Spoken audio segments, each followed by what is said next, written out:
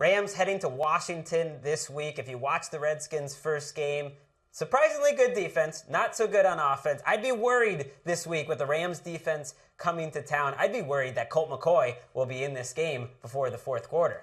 Really? I mean, that to me, that would require an injury because... Right, I hate to predict an injury, but I'm just saying that offensive line for Washington against this front seven for St. Louis is rough. Yeah, I don't have a problem with you saying that. I mean, the thing I like about what Kirk Cousins did last week is he did throw a couple picks, but unlike last season, he kept his head on straight and seemed to stay in the game mentally. Last year, he absolutely melted when that happened. I think if you're Jay Gruden, you have to stick with Kirk Cousins at this point for at least half the season, right? It's not really about Cousins. It's about the protection. And, you know, this is a great test of how much RG3 was a part of the problem of the protection, because if ever there was a day that Kirk Cousins will be absolutely bum rushed, this is it. Chris Long, I thought, had a good return to action. Aaron Donald and Robert Quinn next to each other, I think, is better right now than J.J. Watt and Jadeveon Clowney, because both of them are top 10 players.